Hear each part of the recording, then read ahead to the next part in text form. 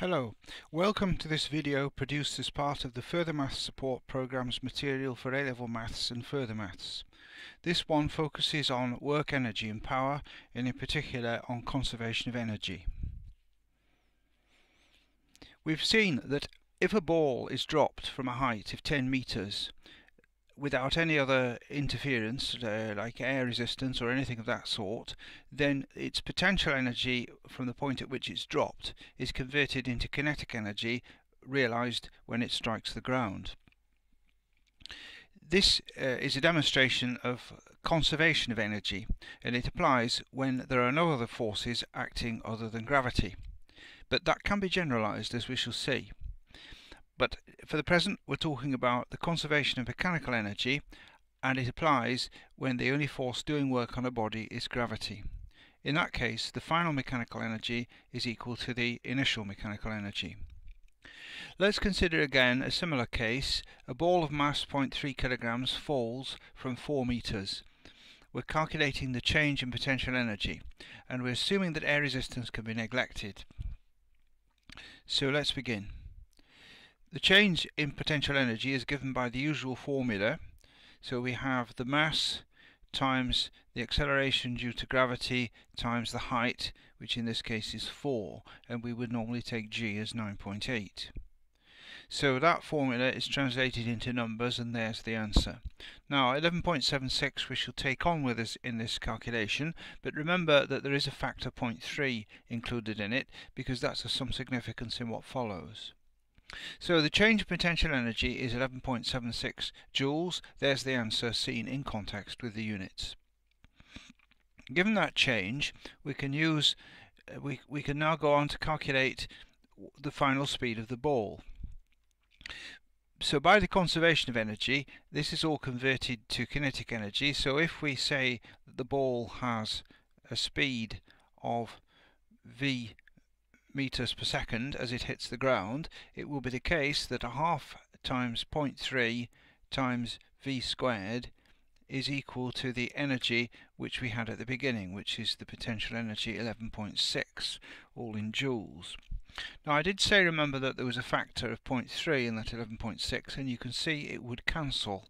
If you did that, we would end up with a half v squared equals whatever number comes out from dividing 11.76 by 0.3, and that would be equivalent to doing the question by Suvat, using the Suvat equations and a constant acceleration of g. But here we're doing it by energy, and we can see that when we've got that equation to start with, it simplifies down to v squared is the number 78.4, and we find the square root and work it through the calculator. As usual, I've shown the full display, or at least as much of it as I could be bothered to write down, to justify the rounded answer at the end. And there is the answer in context with the units. Now this is now formalized in what's called the idea of what's called the conservation of energy, the idea that mechanical energy is conserved when only gravity is doing work. That can be generalized to include context, for example, of stretched strings and springs, but that's for later. But if there are other forces doing work, this becomes rather different. It becomes the work energy principle, in which we have that the final mechanical energy is the initial mechanical energy plus the effect of the work done. That's an important principle which we'll apply in what follows. The way to apply it is to take what's called an energy audit, which is to say we look at the potential and kinetic energy values at the beginning of the motion and then again at the end, and add in a term for the work, or terms for the work done. So let's now look at this problem using that method. A skier slides from rest down a slope of 400 meters long. It's smooth, so there's no resistance. What's her speed? Well, if we begin with a diagram of the setup, in particular let's look at the forces. There's a gravity acting, there's a normal reaction acting. If that normal reaction weren't there, she would fall like a stone rather than preserving her motion down the plane as shown there. There is no force for resistance, because we're saying that the slope is smooth. Now in this case, gravity certainly does work, and that's measured in the effect on potential energy. But the resistance, the reaction force, is really quite significant here, in that if you consider the work done by the reaction force, it's actually zero, because the reaction force is always in fact perpendicular to the displacement, which is the line AB. So the reaction force, although significant, it certainly affects the motion, paradoxically doesn't do any work. And for that reason we can use the work energy principle, thinking only in terms of conservation of energy using the potential energy. So let's do the calculations. We begin with the energy audit. We'll need to know what H is to work out the potential energy change. So H in this case, using trigonometry on this triangle, the sine of 30 is the opposite H over the hypotenuse 400. So H will be 400 times sine 30. If you know your stuff and know these ratios, sine 30 is exactly a half, so that works out at 200 meters. So corresponding to 400 meters on the slope is 200 meters direct fall in loss of height. So at A then, we can take the kinetic energy is 0 because she starts from rest, and if we take the baseline for potential energy as at the level of B, we can use the 200 straight in the formula for the energy, the potential energy at A. So that's the usual MGH formula. At B, we're interested in her speed, so let's give her a speed of v meters per second, in which case we can say that her kinetic energy is half mv squared, and we agreed that the potential energy at B is 0. So these are the values which we will use. We've used H already, so that hardly needs to be carried forward. And we've got our usual calculation formulae there. So that's a summary of what I said, and we apply the principle of conservation energy to say that the final energy is equal to the initial energy and nothing else, because no other force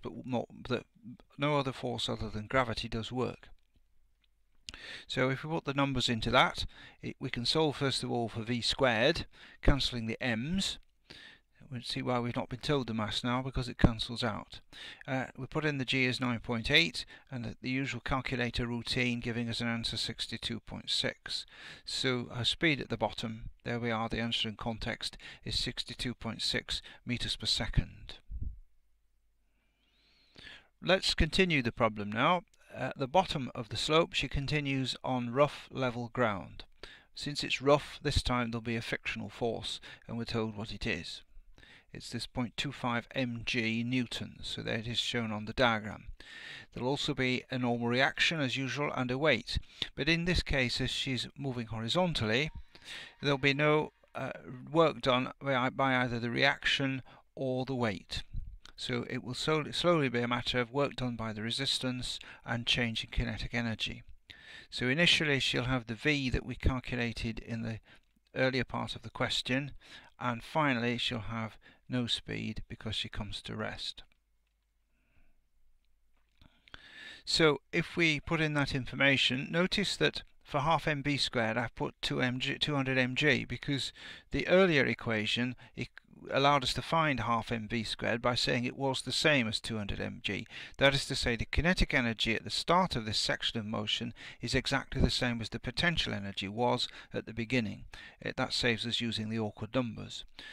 The frictional force does work calculated by taking the force times its distance, and notice the minus sign because the direction of movement is opposite to the direction of the force. So now we use the work energy principle to see that put together, and there we are. The final mechanical energy is the initial energy plus the work done. There is no final mechanical energy, but we've got the 200 mg initially and the calculation term from the work done from the resistance. Well, that's pretty simple, because we can see that the mg cancels and we end up just dividing 200 by 0.25. So 800 meters is the distance she travels before she stops. Now this time the skier has mass 60 kilograms and slides from rest down a rough slope this time, the same length and the same inclination, so we can reuse some of our arithmetic. The speed at the bottom is 40 meters per second, so we'll put that into the diagram. There we are, 40 meters per second is the speed at the bottom. And we define the friction force acting against the skier. So first of all we need our calculation of H in order to work out the change in potential energy, or the, if you like, the initial energy, if we assume that the level B is 0. So the initial potential energy is dependent on that 200 meters. So at A, the potential energy is the height times the mass times gravity, which is usually 9.8, and the kinetic energy starts from rest is 0. At B, we agreed the potential energy would be 0, and we brought in the kinetic energy term using half mv squared, where m is 60 and v is the 40 given in the question. So the work done by friction is the final contribution to the work energy equation. So there we are, all the information, and we put it into the equation at the bottom. That's what we get. Now that's pretty simple really, because once you take out the 0 terms, you've just a bit of arithmetic to do, and then to divide a number by 400 to work out what f is. So there we are, we see it again, the same calculation, nothing's changed there, that's just a replication of the previous slide. But you could also look at it the other way, that is, the total work done is the change in kinetic energy. Now in that case we're saying that this 200 times 60 times g represents the work done by weight as she descends the plane. The 200 is the height, and that work done term is essentially worked out by change in potential energy, but it's still here representing work done by weight. And here's the work done negative because it's in the opposite sense to the force. Here's the work done by the resistance, and that equals the change in kinetic energy, the final kinetic energy minus the original, which was 0. Now looking at this second equation, comparing it with the first, all that's happened is that the terms appear in different places. The one is algebraically equivalent to the other. So we solve one of those. There's the first version. There's rather the second version, where the work done is equal to the change in energy. I could have used the other form, it would have come to the same thing. So we have this calculation to do, giving us that the resistance force on average is 174 newtons. And there's the answer in context to the question. That concludes this video presentation and also this section. So I hope to be with you later to explore what comes next, which is work, energy and power 2.